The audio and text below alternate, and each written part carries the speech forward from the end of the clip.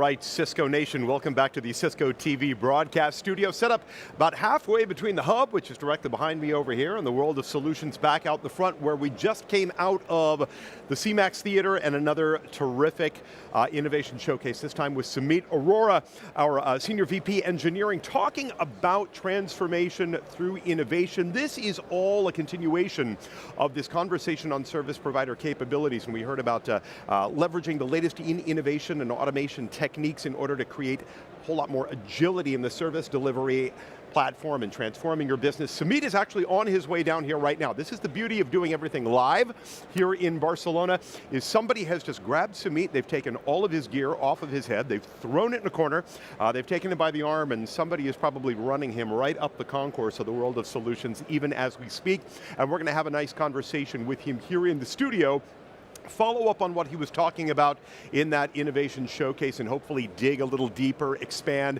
I can take some of the things that he talked about, maybe we'll pry a little deeper and get some good information out of him. While we are waiting for that, it's my buddy Rob Boyd. Hey, man. Hi, pal.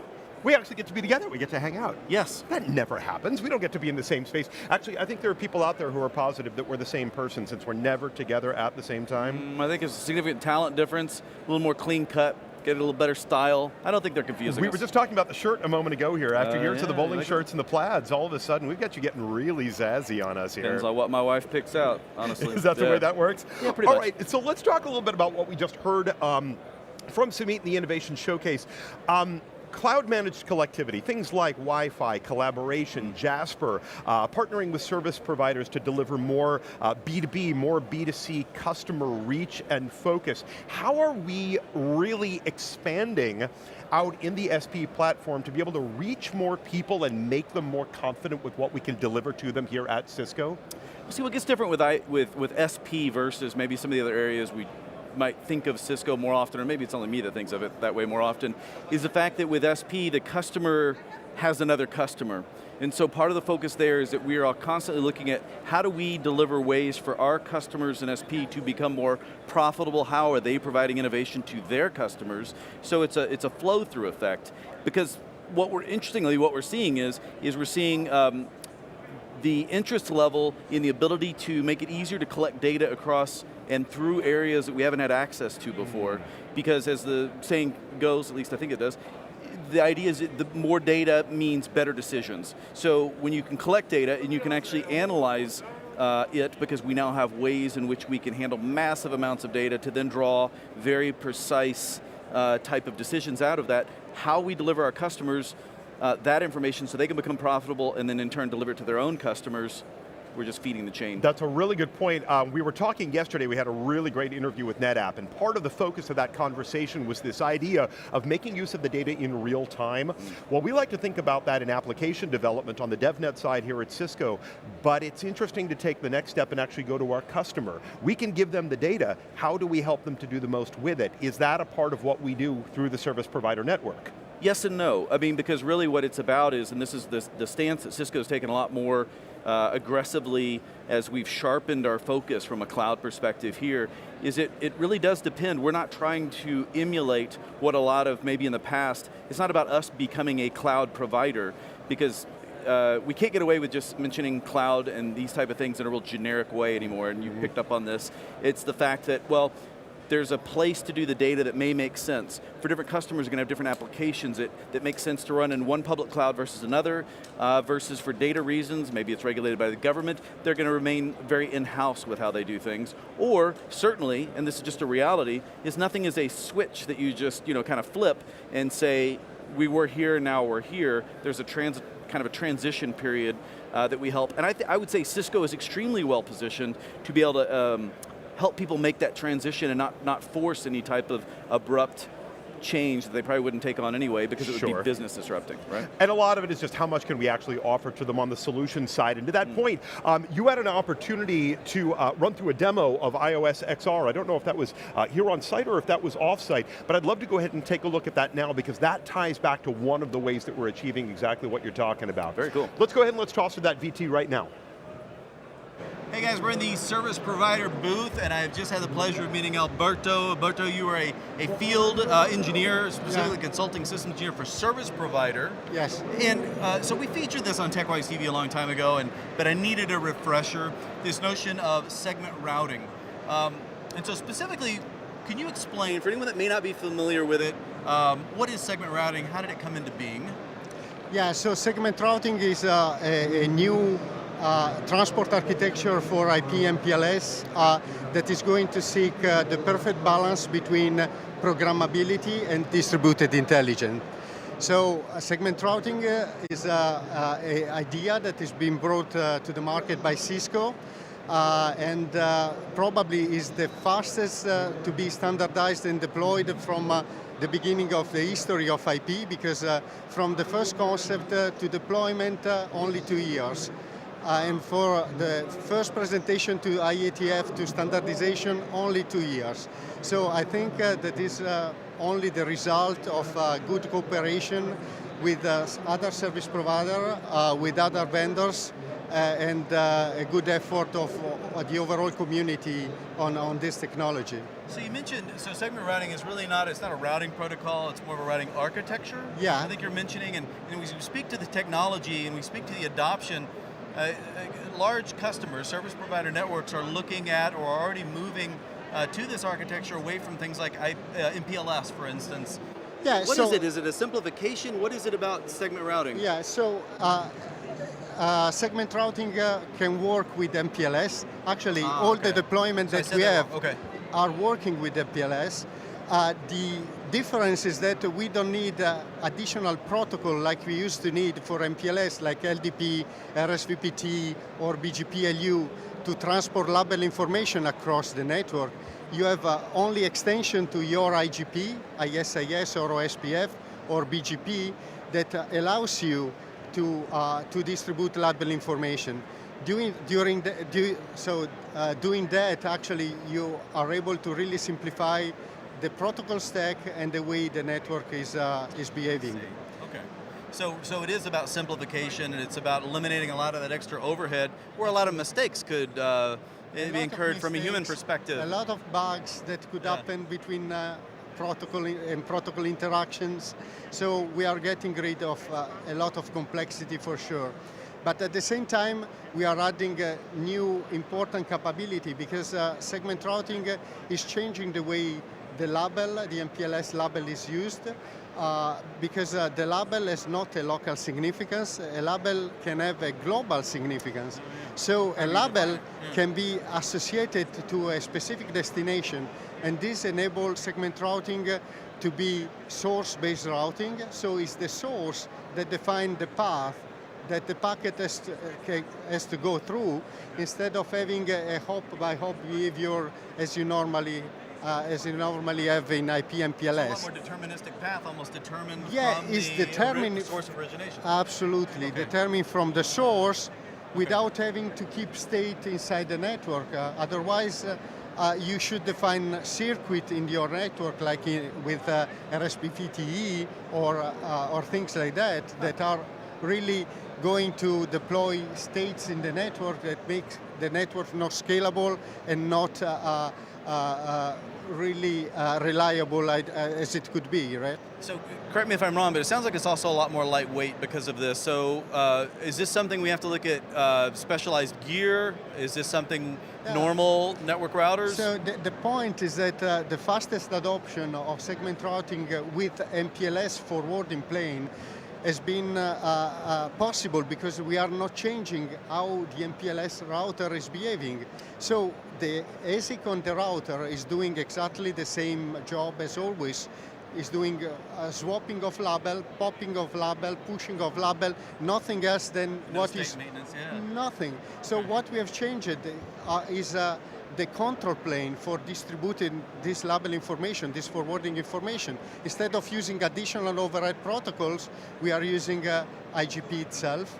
and instead of having a local significance, it has a global significance, the label. And this is enabling a bunch of new functionality, and we are still discovering what we can do with segment routing. Well, I know you mentioned here in your booth, you guys are showing a bunch of technologies built on top and taking advantage of this level of simplification. I love the fact that segment routing is an extension also of the internal expertise in terms of development that happens within Cisco and some of the engineering talent that we have here, and I always think that's exciting when stuff is developed and rolled out in-house, passed through standards bodies.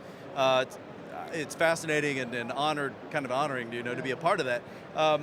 But we encourage people to come by and they can see demonstrations in your booth. Absolutely, okay. And here we have a 6th demonstration. I encourage people to go also to Clarence Field section tomorrow that will be showing all the new things that are coming. Particularly, I was talking about segment routing for IP and PLS, but segment routing can also run natively on IPv6. So this will give a complete new possibility for the future, deployment of IPv6. And with IPv6, we have even more potential capability for service chaining, data center interconnection, and everything. It's really solving a lot of other challenges as well from the bottom up. A lot of other challenges, and this is making this interesting for main service provider like Comcast, for example, that is really driving this IPv6 segment routing architecture with us, and without customer and You're excited, provider. aren't you? Yeah, I can absolutely. Tell. I love it. Absolutely. Alberto, thank you so much for your time. I encourage everybody to come by the booth.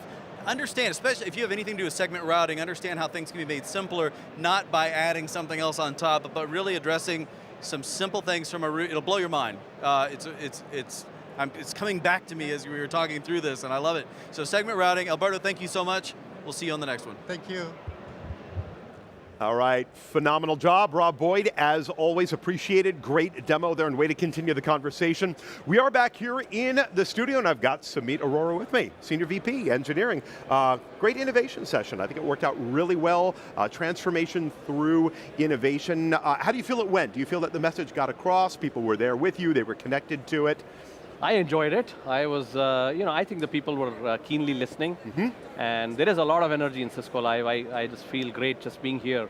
So I felt very good. That's good. Well, thank you for running down the concourse. I told you that I mentioned it a moment ago that the minute you came off stage, somebody just grabbed you and said, no, you don't get to rest, you don't get to talk to anybody, get on down to the studio. So thank you for taking the time to do that with us here today.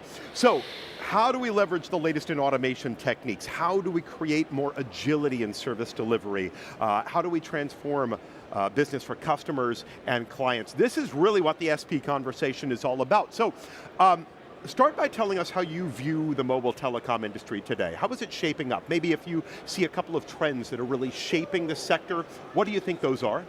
Yeah, it's an exciting time. I think, of course, there is always the consolidation, regulation, that's happening, which shapes the industry. But more than that, I think from a technology perspective, what we see is, we see the bandwidth explosion, right? We see mobile explosion, right? I mean, 7-fold increase in mobile connections over a decade. Huge. 122 times in bandwidth over a decade. We see the connectivity explosion, so 17 billion things on the network today, 27 billion in 4 years. And what we also see is the change in terms of differentiated services, edge services coming, new applications coming on the network. So I think these 4 are going to really shape the industry in a big way. If you were to give us a grade right now at Cisco, how are we doing in keeping up to with the speed of demand, with the number of technologies and solutions that are coming online? How are we doing as a company? I think Cisco has always been focused on innovation and on solving the customer's problem, and I think that our partnership with our customers is stronger than ever before. The conversations we are having, the problems that we are solving with our customers is better than ever before, so I feel very, very good about it. I think it's an adaptation and agility story more than anything else, and we talk about that in a number of different methodologies where we discuss our ability to adapt to changing demands within the industry. What is more of a change than mobility, connectivity, all of these devices coming online, more users, not only by the day, but by the hour, by the minute? Is there any company out there doing on the SP side what we are able to accomplish here at Cisco because of the breadth of what we deliver to the industry? I think I think Cisco, from its innovation strength, global reach perspective, as well as the agile partnerships that we are driving, it's in a very strong place. I feel that we, the breadth of portfolio across networking, across security, and then across the 360 partnership that we can drive with our customers in terms of SPs making money through like a Meraki or a Jasper or Infinite Video Platform. So overall, Cisco is well positioned, and the most important thing I always focus on and always remember is at the end of it all, it is about the fact that we never let our customers down. And the engagement, the co-innovation that we are driving hand in hand with them, where the focus is on their problem and then innovation, I think it just sets us up very well. And I know you talked about that in the Innovation Showcase. I heard you say Absolutely. that we do not let our customers down. You mentioned a moment ago, you've got a couple of minutes off and then you get to come back here to Barcelona for Mobile World Congress. What are the conversations that you have with the SPs back here? How does that how do you springboard from this week in Barcelona to next week in Barcelona when you return? Absolutely, I think, I talked about the trends that are shaping the SP. So we talk about the innovations that actually help deal with that trend, right? So bandwidth explosion means cloud scale hardware, cloud scale software, cloud scale virtualization. We talk about connectivity explosion, which again is solved by those. We talked about edge services, so 5G. How is 5G going to shape the industry? How are SPs going to make money back on the investment that they put in? So how are we going to help SPs deliver those differentiated services through maybe innovation, segment routing, and other pieces?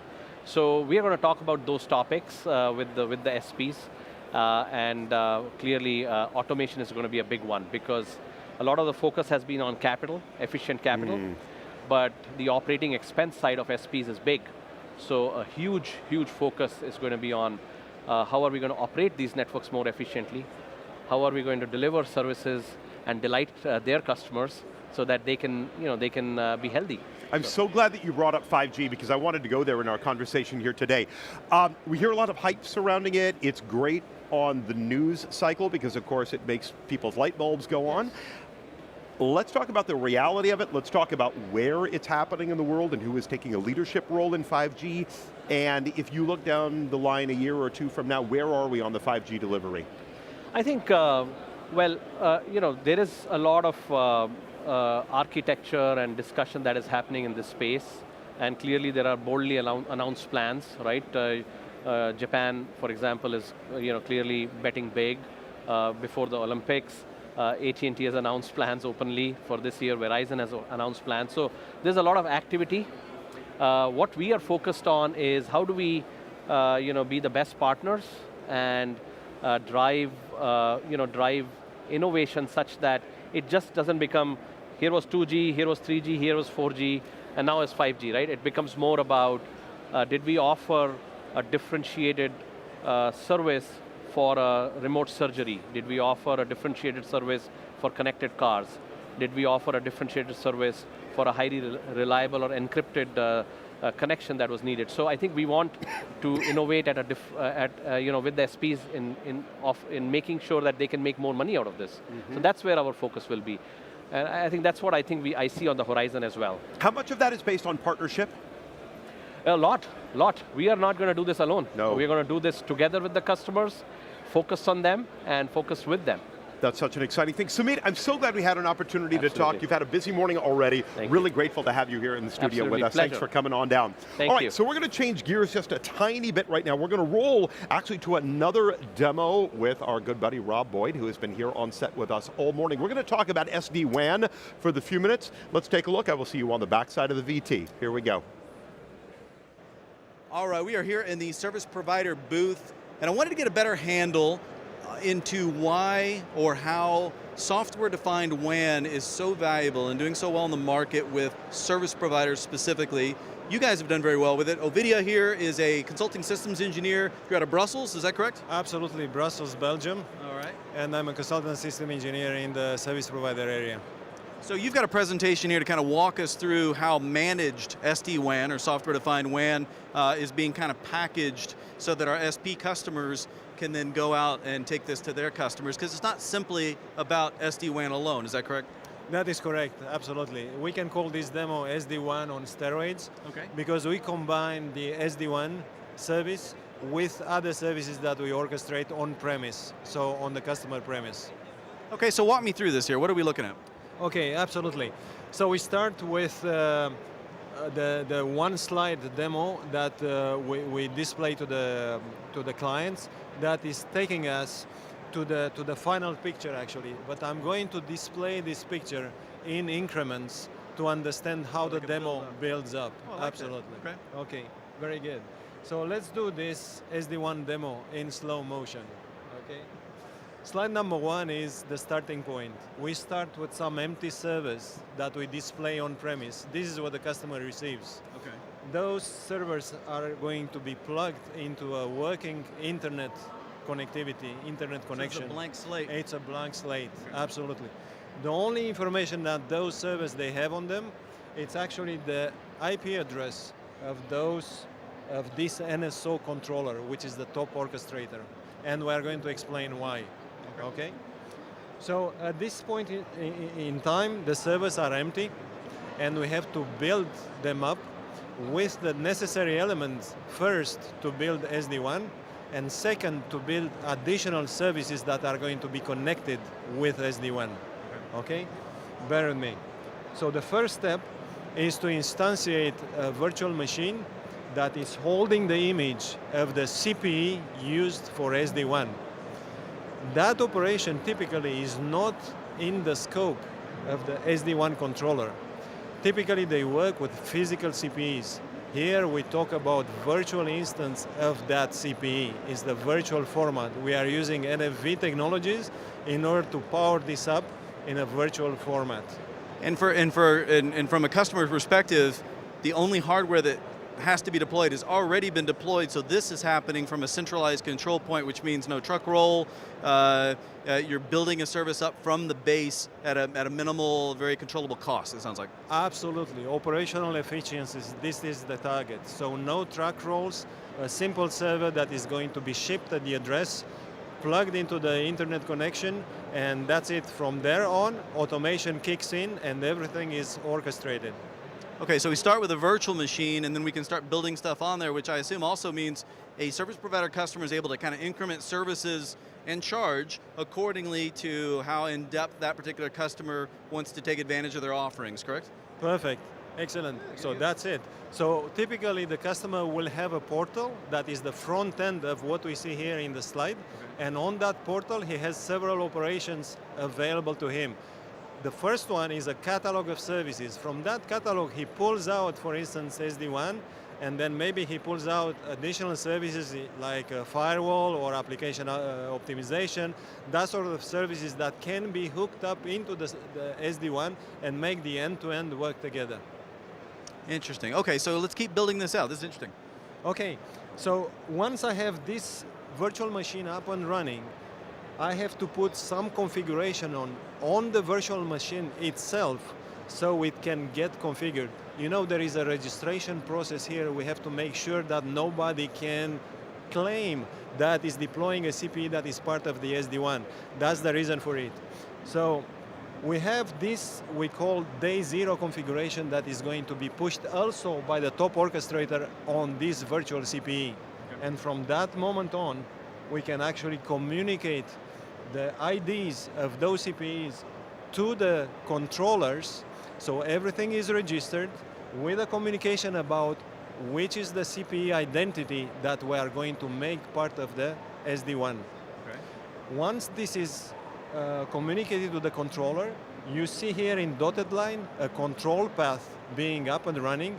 And via this control path, the final configuration that makes those CPEs functional are going to be pushed down into them. So the SD-WAN, which is the green tunnel here, is going to become up.